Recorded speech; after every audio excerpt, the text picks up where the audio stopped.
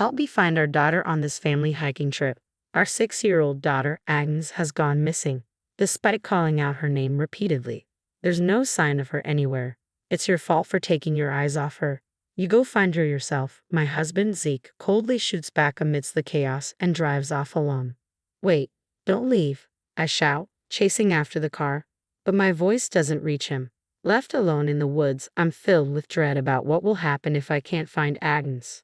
My name is Marley, and I'm 35. Agnes, who just turned 6, is a very kind and adorable daughter. Zeke, who usually dislikes family outings, had suddenly suggested going hiking the day before. Zeke, the same age as me, is domineering and doesn't listen to others, a trait that's always bothered me. I wasn't thrilled about the hike since my asthma had been acting up for the last 3 days. Clean air will cure your annoying asthma, Zeke decided without hearing our opinions. When did he start speaking to me so harshly? He was a kind person when we first got married. Is this how a couple end up after 8 years of marriage? On the day of the hike, we drove for about 2 hours to get to the mountain. Upon arrival, Agnes jumps for joy. Wow, look Mom, I found these for you. She hands me acorns and pine cones she's collected. See, told you it would be good. Let's enjoy nature to the fullest. Yes, I'm glad Agnes is enjoying it. Although Zeke usually sleeps all day during his days off, today he's oddly excited, which feels a bit off. But I was happy that we could finally spend a normal family day. Let's go further in, the view is supposed to be amazing. After about 30 minutes of walking, I'm exhausted. Please, can we slow down a bit? If you don't keep up, we're leaving you behind. Come on, Mom, hurry up, they say as they get further and further away. I'm running low on stamina, and my throat starts making alarming noises as a cough sets in. Asthma here would be disastrous. Agnes is with Zeke, so she'll be fine. I should go at my own pace. Another 30 minutes later. I spot Zeke, but there's no sign of Agnes. Where's Agnes? She was with you, right? I ask urgently. Yeah, she was, but she wanted to explore further and ran off? Zeke replies casually. You let her go alone? I exclaim, my worry rising. She's too energetic for me to keep up with. If you're worried, go find her, Zeke retorts, pointing in the direction she went. The path he indicates is full of dense trees, and the trail isn't clear. I must find her quickly. This is dangerous. Agnes, where are you? Answer me, I desperately call out, but there's no response. About 20 minutes later, I return to where Zeke was, only to find him chatting with a young woman in her 20s. Where's Agnes? I ask anxiously. This lady just told me she saw a young girl walking towards the parking lot. I guess I'll go too, Zeke says, nonchalantly. No, you should keep looking in the woods, I urge him. Ignoring my plea, Zeke heads down the mountain with the woman, making their way to the parking lot. I search again in the direction Agnes went. It's eerily quiet, and I don't sense anyone around.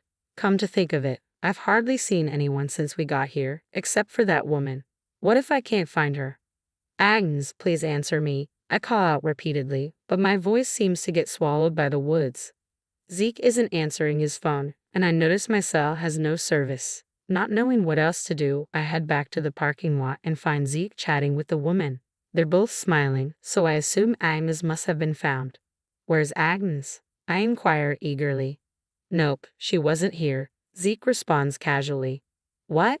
Why are you so relaxed then? I can't help but express my frustration. Despite Agnes still being missing, Zeke was happily chatting with the young woman. I don't get why you're mad.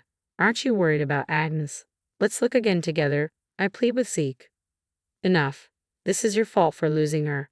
Go find her yourself. I'm going home, Zeke retorts, hopping into his car and driving off before I can protest. Wait, you can't be serious. I shout, but it's too late. He's already out of sight, and even when I call Zeke, he doesn't answer. He actually left us here. Before I know it, the young woman is also gone, and not a single car is left. What should I do now? The sun is setting, and it'll be dark soon. Thinking of how scared Agnes might be, I go back into the woods. But even after searching for over an hour, I hear nothing. The wheezing coming from the back of my throat is also getting stronger. I'm finding it hard to breathe. It's pointless looking alone. Finally, it hits me that I should call the police, but I can't get a signal. After a desperate search for a signal, I finally reach the police, only to learn that Agnes was safely found by a passerby. I hail a taxi to go get her. As soon as Agnes sees me, she runs to me, crying, Mom, thank God you're okay. Are you hurt? No, Mom. I was scared. Agnes says, comforting me. I'm so sorry, Agnes, I reply, feeling a wave of relief wash over me. But maybe it's the relief or maybe the stress, but I can't stop coughing. Agnes gently rubs my back. Mom, are you okay? Don't worry, we'll go to the hospital right away. I thank the police officer and we head to a nearby hospital for my asthma treatment. Luckily, it's not severe and I start feeling better after using the inhaler. But then, Agnes drops a bombshell. Mom, one of Dad's friends told me about a place full of beautiful flowers. I was with her, and the next thing I knew, I was alone. Wait, you didn't go exploring in the woods? I asked, alarmed. No, I wouldn't do that. Do you remember what this woman with Dad looked like? Agnes pulled out her toy camera and showed me a picture she'd taken. It was of a young woman Zeke had been with earlier, and they were snuggled up, clearly more than just friends. Could he be cheating? The shock made me feel dizzy and I crouched down right there. Mom, are you okay? Agnes asked, still worried. I'm fine, I said, still coughing. Seeing Agnes's worried face, I realized I couldn't give in now. He won't get away with this. I'm going to dig deep to keep Zeke from knowing my whereabouts, I resolved. I turned off my phone's location and decided to stay at my brother's nearby apartment. From that day on, my brother, Tin, who had recently moved in, would be my refuge. Zeke didn't know that our house was visible from there. However, Zeke's car wasn't home, and the house was dark and quiet. Where could he be? I took out my phone and called Zeke. What do you want? He snapped. How could you leave us behind? Because you're annoying. So, did you find Agnes? He asked curtly. Yes, she's safe, and my asthma's gotten bad, so I'm going to be hospitalized for about a week. Agnes will stay at my parents' house. Really? You sound almost happy about it. I'm glad Agnes is safe. Take care, he said, his tone insincere. My mistrust for Zeke, who was not only unapologetic but also blatantly lying, only deepened. He didn't even ask which hospital I was in. He's probably with her right now, planning something awful. I was burning with rage, but I had to wait until I saw the truth for myself. Finally, Zeke came home late at night and left for work at his usual time the next morning. In the meantime, I purchased a small security camera and installed it indoors. I could view its footage, including audio, directly on my phone. Now, I had Zeke under surveillance. That night, the woman I saw in the mountains walked into our house, and they started having dinner while drinking wine in the living room. Seeing them get touchy-feely made me nauseous. It was a good idea to take advantage of my wife's sickness and take her to the mountain. This 1 week she's in the hospital will be heaven. You were so clever, boss, the woman praised. Right now, we can relax without anyone disturbing us. It's not comfortable being together at work, but you always say the thrill makes it better, Zeke replied. True to his words, it seems his affair partner is a subordinate at his workplace. They even seem to be doing something suspicious at work. I can't believe this. Absolutely unforgivable. They were laughing happily, hugging each other. Now is my chance to catch them in the act. I left my brother's house quietly and approached mine. Confirming they were in the middle of it all, I started recording on my phone. Then I opened the door with a loud noise. Well, aren't we lively? I said coldly. Why are you here? You're supposed to be in the hospital, Zeke stuttered, caught off guard. Ow, ow, ow, the woman cried out. They couldn't even separate. Helpless, pathetic.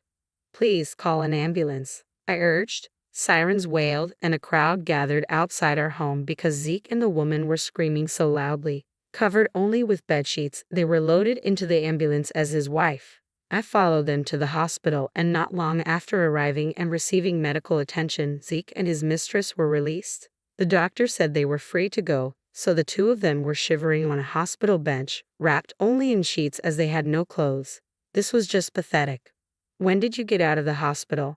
I was never admitted in the first place, Zeke admitted. I've been keeping tabs on you, you know. What? How? He asked, bewildered. From my brother's new apartment. It has a clear view of our house, I explained, feeling a mix of exhaustion and frustration. I sighed and handed them hospital pajamas I borrowed from the nurse's station. I couldn't bear to watch their disgrace any longer. They hurriedly put on the pajamas. So, how long has this been going on? I demanded. You got it all wrong. She just came to drop off some work documents, Zeke insisted. Oh, really? I retorted, showing Zeke the picture Agnes took. This is you. You left Agnes alone in the mountains just to get cozy with her, didn't you? That's not true. She was gone when I realized it. Zeke tried to play dumb, but I wasn't buying it. I replayed the conversation I heard between them in the living room. Both Zeke and the woman were clearly shaken. Still going to deny it? I asked, my anger simmering. Well, about that. I can't believe you waited for me to be away to meet up with her. What's wrong with you? I snapped, feeling a mix of betrayal and hurt. Look who's talking. You're the one spying on me, Zeke countered, trying to deflect blame. Can you say that after leaving our sick child and me alone in the mountains? I retorted, feeling my patience wearing thin. Seeing Zeke's lack of remorse, I could feel my feelings for him dwindling away. I'll never forgive you for putting Agnes in danger. Let's get a divorce. Divorce? Why? Zeke asked, taken aback. How can you even ask that? If you're so well matched with her, then just go be with her, I retorted, glaring at the woman sitting next to me. She glared back, attempting to intertwine her arm with Zeke's. However, Zeke shook off her arm and grabbed my hand. I was just messing around with her. I never intended to ruin our family, and to be honest, it was painful and awful. So, I'm breaking up with her, Zeke explained. The woman's face contorted like a demon's. She slapped Zeke across the face. Are you kidding me? What are you saying? Enough. I'm tired of women who are only younger. That's cruel. You said you'd marry me after you divorce, the woman accused, her voice rising in anger. Watching their quarrel unfold, I was beyond disgusted. Both a woman who knew he was married and Zeke, who would surely repeat this behavior, were to blame. Cut it out. This is a hospital. Keep it down, I scolded. Finally, both quieted down at my scolding. It seemed like they both needed a heavy dose of self-reflection. You better prepare yourself. I'm reporting you to the police for abandoning me and our young daughter in the mountains. When I was sick, what is that, a crime? Zeke exclaimed defensively. Of course it is, yikes. Please give me a break. Just forget the police, I interjected, feeling exasperated. Both suddenly backtracked, looking up at me apologetically. Although they were saying sorry, their hearts weren't in it. I bet that's not all I want. The house sold for the division of property and $30,000 for infidelity compensation. Don't forget the child support for Agnes, I demanded. Please forgive me, I'm sorry, Zeke pleaded, while the woman who laid hands on him owed me $30,000 and damages as well. We can't afford that. Not my problem. You'll have to take out loans, I retorted, feeling a mix of anger and resolve. Oh God, if you've learned anything, stay away from men with families. Got it? Please rethink this. Zeke suddenly bowed down to the floor in apology, and the woman hastily followed suit. What is there to rethink now? I looked down on both of them with disdain. No way. I'll inform your company about this as well. Goodbye. This is the worst. I left Zeke and his affair partner yelling and immediately went to the police to file a report. Soon after, they were both arrested for abandonment charges related to me and my daughter Agnes. According to my lawyer, it's going to be a pretty serious offense for them.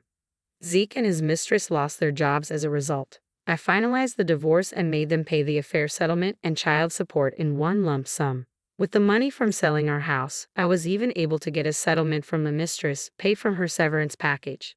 As I was considering moving out of the apartment, Tan, who had been so helpful, said, I worry about you and Agnes living on your own.